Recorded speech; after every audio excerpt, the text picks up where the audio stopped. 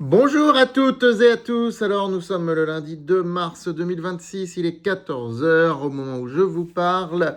Et je crois que vous attendiez cette vidéo pour faire un point sur les marchés financiers et sur leur réaction à ce qui se passe ce week-end, donc en ce début de journée. Et vous allez voir que c'est exactement conforme à ce que j'avais anticipé lors de mes différentes vidéos, format long et format court, donc de ce week-end.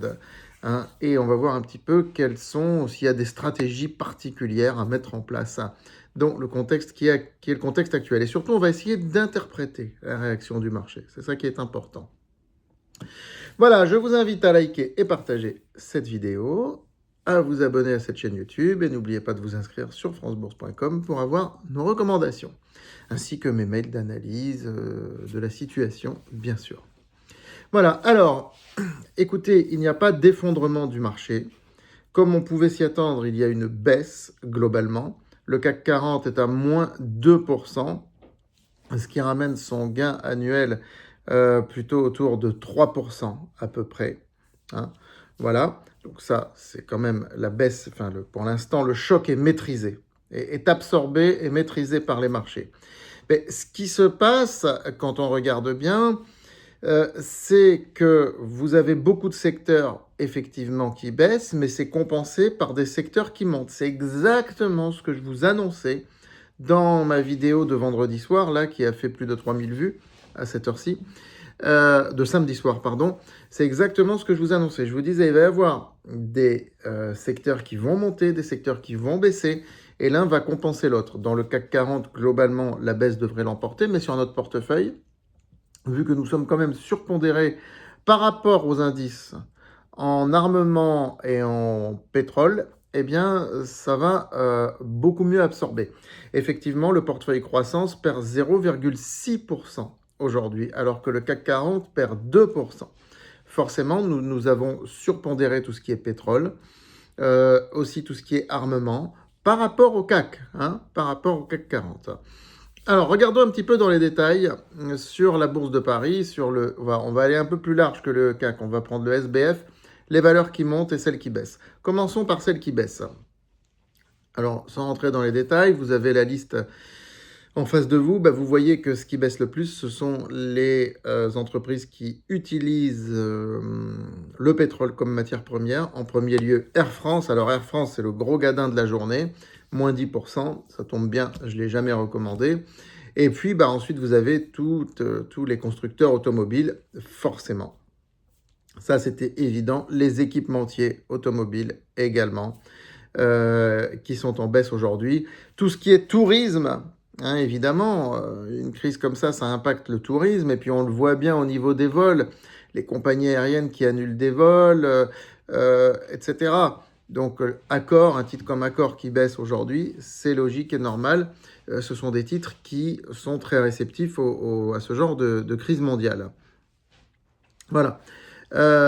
Donc, le luxe, évidemment aussi. Le luxe qui, déjà, de toute façon, est en souffrance depuis quelques temps. Kering, LVMH et tout ça, ça baisse. Maintenant, regardons ce qui monte aujourd'hui. Comme on pouvait le prévoir, comme on pouvait s'y attendre, nous avons bien sûr les valeurs pétrolières, nous avons l'armement, Thales qui est en hausse forcément aujourd'hui. Vous voyez, Exail, c'est une valeur d'armement, mais elle est très très survalorisée. Je veux dire, le PER est à plus de 100, c'est pour ça que je ne la recommande pas. On est sur un narratif fort, mais bon, à un moment donné, il y a des limites quand même. Voilà, donc forcément, pétrole, armement, ça monte. Et ce qui est intéressant, c'est de constater que là, on ne le voit pas justement sur les tableaux que je viens de vous passer.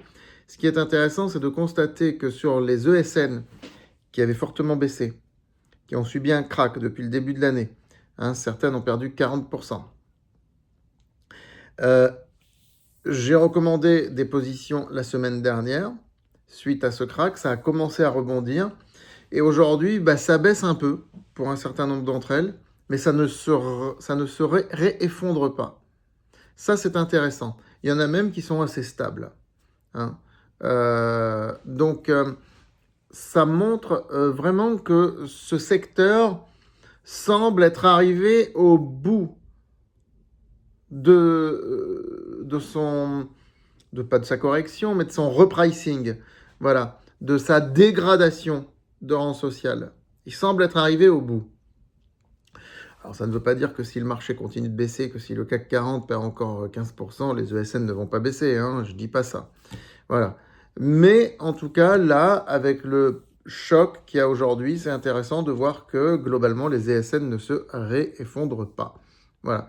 Il y a des corrections de la hausse qui a été faite la semaine dernière, hein, puisque les titres ont beaucoup remonté la semaine dernière avec des bons résultats qui ont suivi. Mais il y en a certaines qui ne bougent pas du tout. Mais globalement, le secteur, je le répète, ne se réeffondre pas. Voilà. Du côté de l'or, on a une hausse, mais elle est plus timide que sur le pétrole. L'or est en train de remonter, mais il n'est même pas revenu sur ses plus hauts historiques, hein. Il gagne 2% à peu près aujourd'hui. L'argent monte un petit peu moins, puisque l'argent est très dépendant du cycle et de la conjoncture économique. En gros, comme je vous le disais cette nuit, hein, puisque j'étais aux aguets cette nuit jusqu'à 4 heures du matin, je vous ai informé. L'argent, je vous disais que les futurs argents étaient à peu près à plus 0,5. C'est ce qui se manifeste, c'est ce qui se concrétise donc aujourd'hui. Voilà, alors comment maintenant interpréter tout ça? Eh bien, on a un marché qui globalement table sur une guerre courte. Il ne table pas sur un embrasement de la région, il ne table pas sur un enlisement, il table sur une guerre assez courte.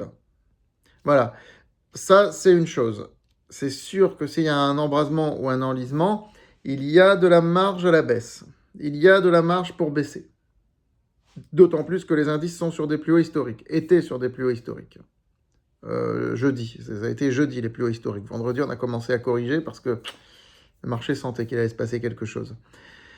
Donc, voilà. Hein, donc, il y a une marge de baisse. Je ne vais pas vous le cacher aujourd'hui. Je ne vais pas faire l'optimiste BA ici. On est d'accord? Il y a une marge de baisse.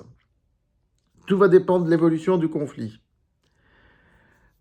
L'autre interprétation, eh bien, c'est que pour l'instant, le marché réagit relativement modérément à ce qui se passe sur le détroit d'Ormuz. On aurait pu craindre que ce soit pire.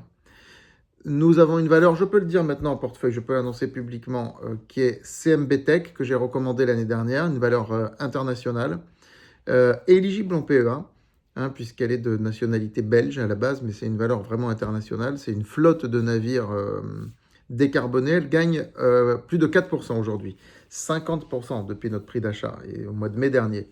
Et d'ailleurs, je l'avais recommandé lorsque la tension avec l'Iran avait commencé à monter. Voilà. Donc c'est logique que ce genre de valeur, elle monte. C'est une valeur de fret maritime international, global. Donc les réactions sont celles qui étaient attendues, finalement. Hein. Avec un marché, je le répète, qui pour l'instant interprète plutôt une guerre assez courte. Et quelque part, je pense que les investisseurs ne font pas de moralisation ou d'idéologie. Mais ils saluent la chute de l'élimination de Khamenei dans la mesure où ils se disent que le système va être plus désorganisé, ce qui devrait raccourcir la guerre. Mais, comme je vous l'ai dit dans ma chronique de ce matin, ce n'est pas gagné du tout, parce que les gardiens de la Révolution ont beaucoup de choses en main dans le pays.